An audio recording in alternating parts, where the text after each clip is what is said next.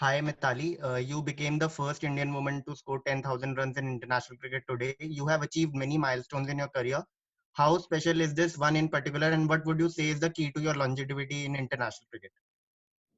I think when you play for so long, obviously you go through different milestones, and this being one of it. But I think the key for me has always been consistency. I've always believed in scoring runs each time I walk onto bat, or whether it is domestic, international, it never mattered. As long as I get an opportunity to bat, it has to be counted, and that has given me a lot of experience and exposure to sort of work on my game over the years with the changing standards of women's cricket and trying to be relevant in the international circuit. Okay, Rika Roy followed by Anuj Mishra. Rika, you can go ahead with your question. Mitali, massive, massive congratulations to you. You just mentioned about being relevant. What does that really mean to you? I mean, we all stay in changing times. Lives have changed post the pandemic, but what does being relevant really means to you? And which of your records has been the most special? I think being relevant is going with the times because women's cricket also has evolved over the years. Uh, Scoring from the total of 150 today, in today's time, teams are scoring 250 and above. So I mean, you need to tune your game accordingly. And I guess I've not really given much of a thought to any of the milestones for me. I think the one which will always stand out if India goes on to win the World Cup, that will always be very, very special. Yeah, Anuj, you can go ahead with your question. Yeah, thanks, Anand.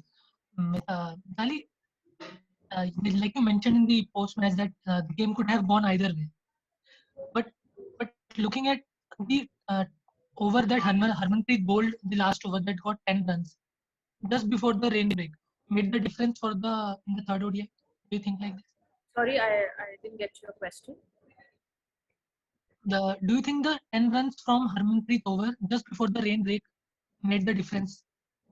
Well, I don't think so. I mean, there have been times when the main bowlers were bowling a very important spell, which could have changed the momentum of the team, which is chasing as well as for us, which we were not able to do in those particular moments. And when she came into bowl, I think it was more to do with Duckworth Lewis and how they were already ahead in that sense. So I don't think that would have made much of a difference. Okay, Ayush Putran followed by Sudarshanan. Ayush, you can go ahead with your question. Thank you. Hi, Mitali. Now you've just spoken about the changing times, the relevance, and how it is important to score 250 runs. So with this Indian team that it's probably shaping up for the World Cup, what kind of totals do you all realistically look at in, say, the last 10 overs? If Harmanpreet gets out, the moment she gets out with the rest of the batters to follow, what kind of totals are you looking at in that period? Yes, it all depends. Like, I can't really say like what total. Clearly, yes, our target, if we are looking at competing with the best, that is Australian and England side. So clearly, we are looking at 270 plus. But having said that, I mean, this is our third game after a long break, and after a long gap. And we are one of those countries who've started cricket quite late, whereas the other teams have already played a couple of series. So we need to have some game time, but at the same time, we are also trying to work on the players so that we build, um, a sort of game plan for the future series, and those will become very important in terms of how we are going to plan our campaign for the World Cup and what are the players or what are the things that we're going to work on. So it's going to be a process. Yes, we've already started on it, but I wouldn't say that, okay, it's the first series, we should be aiming at 200, because clearly the girls need some outing out there. Thank you. Sudarshanan next, followed by Anisha Ghosh. Sudarshanan, you can go ahead.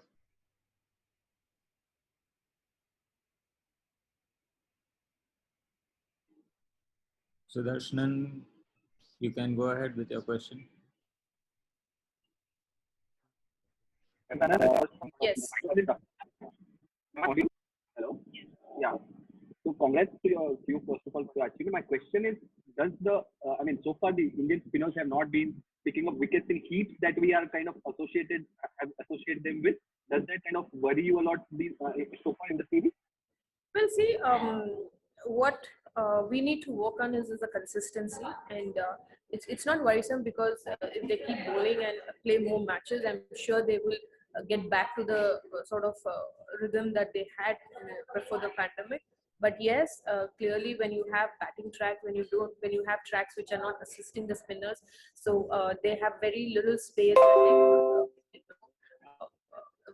Try their variations. I guess it's important for them to work on these things, have a lot of plans, strategies, because our spin attack is experienced. It's not they are young or raw. So clearly, I'm sure they will work on these things in the coming games. Final two, we've got a question on chat. Prajakta asks, how can India increase the run rate in the death overs in the last 10 overs, and what are the areas that need improvement in those final overs?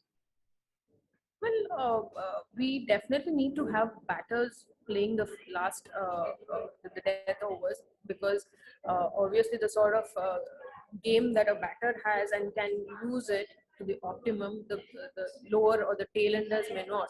So it's important that we have the batters playing the last 10 overs, and a settled batter will always be very, very helpful in those times. But yes, we do have players like Hanuman and Deepti, and it's just a matter of few innings that they will come good in those death overs. Okay, final question from Anesha Ghosh. Anesha, you can go ahead and ask your question. Hi, Mithali. Commiserations on the defeat. Since Mr. W.V. Raman's appointment, what have the conversations been around with regards to dot ball percentage across an entire Indian innings? Could you walk us through that? And in your own experience, do you sort of chart out a plan for the batting lineup, especially considering there are so many youngsters in it? Well, see, for us in the ODI side, I think we have a batting order which is experienced, not really, I wouldn't call it a young or inexperienced batters at the top. But yes, it is something that we all work on, and I think it is more to do with individual players, how they are able to work on it, and a lot more depends on when the batters walk in. I mean, if you're losing a wicket in the first over itself, clearly you wouldn't want to look at aiming 6 runs per over. I mean, you need to work on your partnerships, and that might result in a few dot balls or a lower strike rate. But again, there are batters who try to sort of make up to it when they develop a partnership, and that usually is made up in the later part of the innings. But again, it is more to do with this, how you play according to the situation rather than working on the strike rates, because clearly we are not playing a T20 format. It's more important how you utilize the momentum that you generate in the beginning, or if there is a fall of wicket, how you develop a partnership and then continue or probably stretch that phase is what as batters we work on in the one-day squad. Thank you. Thank you, everyone. Thank you, Captain.